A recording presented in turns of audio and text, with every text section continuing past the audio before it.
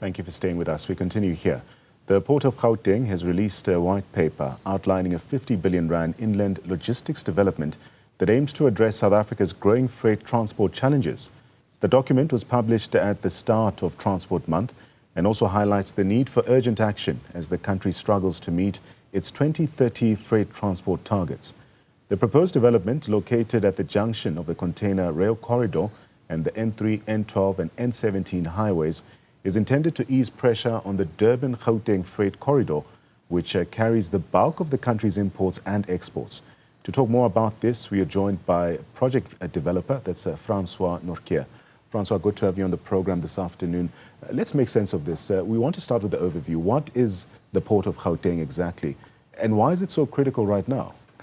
It is a 1,400 hectare piece of land that's been earmarked for many years by the Ekurhuleni municipality for logistics and light industrial. It sits between the N3 and the container corridor. So it is, we can build two rail terminals there, a car terminal and a container terminal. Transnet is putting out all these proposals coming out later in the year or early next year for basically for private operators to run that railway line. And we've seen what the challenges are, and we've issued this white paper. The white paper is more about the corridor, from the freight corridor from Durban to Gauteng, how to make it work, how for rail to survive and prosper on that, and how to take some trucks off the N3, so that the N3 is also a passenger highway. Yeah. People can get to Durban and stuff like that. So the white paper deals with the corridor, and then the port is this 1,400 hectare development in inland port to make logistics more fluent in Gauteng and sort out some of the problems in Durban, because 85% of the goods that come to Gauteng, 90% maybe even comes through the port of Durban. Yeah, yeah. So and then it's 550 kilometers in between it, and then at the port of Gauteng it starts going in all directions. So it's the correct place to consolidate or to redistribute the goods that comes from Port of Durban to the Port of Gauteng. It sounds like a massive project, and you've called this project a response to South Africa's logistics crisis. What are the main issues that the project seeks to fix here? Is to lower logistics costs between Durban and Gauteng, make it smoother and faster, and make sure that we've got a long-term sustainable logistics solution, that we don't end up just with the N3 and the N3 becomes a truck highway, that we don't lose the railway capacity. The Durban-Gauteng corridor, for instance, now carries just 14% of its freight by rail. What caused this sharp decline that we're seeing here? In 2012, when Transnet and the government announced that they want to up rail's percentage. Rail was at 27%. They scared the truckers so much that the truckers took on the rail, and there was quite an inefficiency in the system. Gauteng exports basically platinum and gold that goes out by plane. Exports all of the rest of the stuff in containers. So there's nothing that goes back in containers to Durban. So they started unpacking containers in Durban and leave the container in Durban and bring the goods up on a flatbed truck. That cut Transnet out of the picture. And then Transnet had to cut their fees drastically to retain market share. And that's where the problem started. Since then, that line made a loss of at least R1 billion a year. And they never recovered the full volume. And then came COVID. And the volume dropped to like 5%. There were nearly no trains some days on the line. And the truckers totally dominated. And then Transnet had to start clawing back market share, which is very difficult to claw back market share against competitive truckers. Yeah. This project promises to restore road-rail balance, from what I gather. How will it do it, practically especially? Okay, it's a bit of a long story how to get it.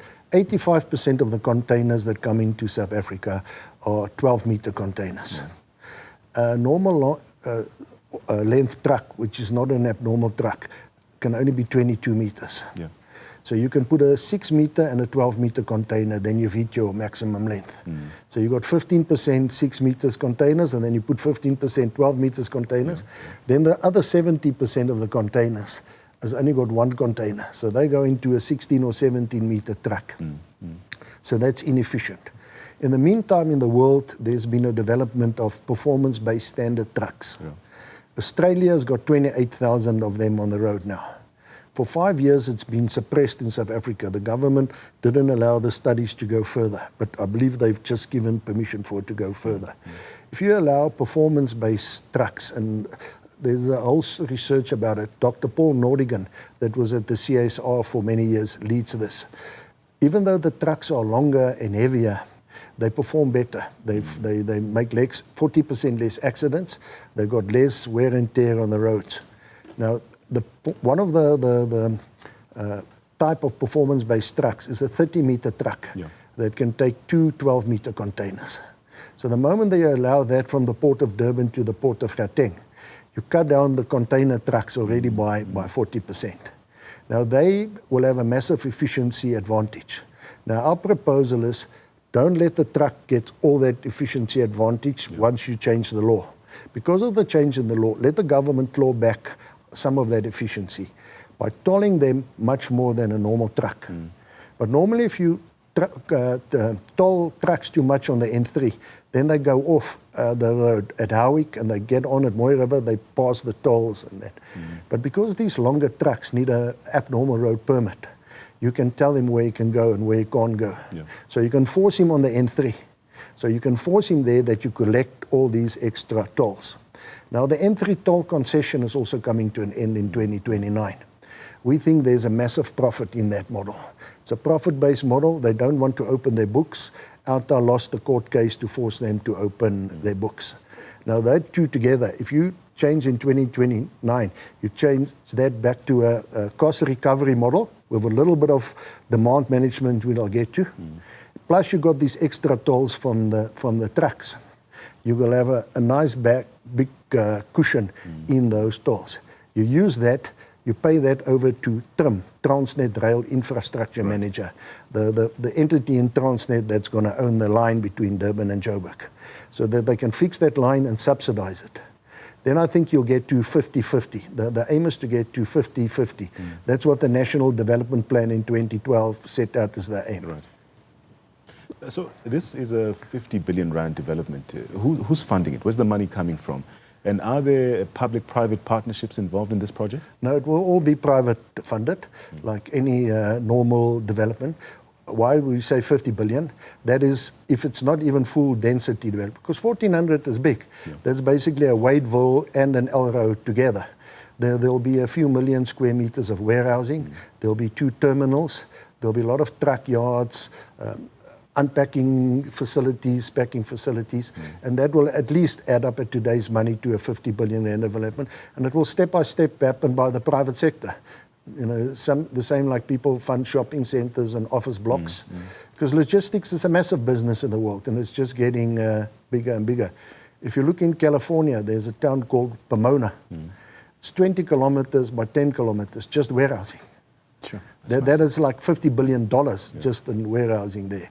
So warehousing is getting bigger. There's 75 million people that lives from the Port of Gauteng to Lubumbashi, whose goods come past there. And we think this will be the main distribution center and consolidating center for the logistics from Lubumbashi to the Port of Gauteng. Still on the theme of potential, you expect to create over 50,000 permanent jobs. Let's speak to this. What sectors will those be in? Who's expected to benefit most there? It's the whole spectrum, from security guards at stuff like that. There's a lot of security goes around logistics, packers, forklift drivers, truck drivers, consolidators of logistics, logistic jobs.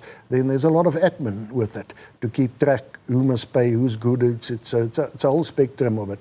And it's a minimum. We don't want to be arrogant and mention unrealistic figures, but it will be at least, and that's not the construction jobs during construction. It is the permanent jobs when you have an inland port of this size. Yeah.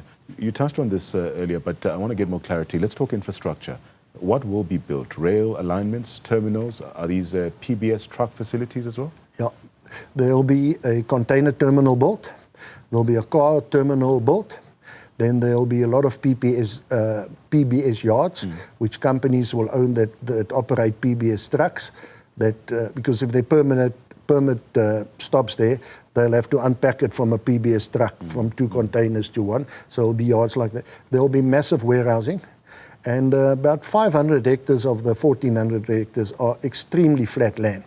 So it's very economical for the large warehousing, because the larger a warehouse is, the more earthworks it needs, because it's not just width and length, it's the depth also.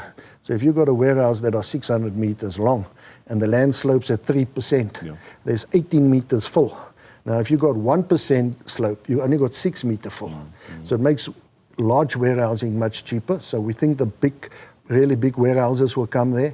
And then everything logistics will be in there, cold storage. But what we also want to put in there is data centers. Right. Because these ports are going to be energy companies also. Because all those roofs of the warehouses are going to generate lots of solar electricity. And we don't want to sell it wholesale back to the municipality. Right. We want to sell it retail to our own tenants. So we're going to create lots of parks where the electricity, we're going to create a microgrid, and it goes straight in there. So the economical return on these parks will be substantially higher than other logistic parks. Also a great innovation. These PBS vehicles are a key innovation. What are they exactly, and why are they so impactful? I think you should one day invite Dr. Paul Nortje. He's the team leader. But they are so impactful because they are wider, or not wider, they're longer and heavier, but they do 40% average less accidents per trip. Now they're reducing the trips by 40%, so you know how many more accidents. They do less wear and tear on the roads. It's a new design, scientific design, stuff like that, as I said. And Australia is the world leader in it. They've got 28,000 of them now. The government has asked Paul Nortje and his team to do a further study for 3 years before they want to accept them worldwide. But Australia, as we all know, don't want to be ugly, as a nanny state. Now, if they have allowed 28,000 of them, I'm sure we're also going to get them. And they're quite important. So it's the trucking regulation and the trucking standards in the country that needs to change. Then we'll have this. But Paul is very far advanced with this, with his team. Mr. Nortje, thank you so much for your time. That's Francois Nortje joining us and speaking to us about the Port of Gauteng, which has the potential to be a game changer from what we've heard, not just for logistics, but for economic growth and job creation as well. We will be tracking its progress quite closely too.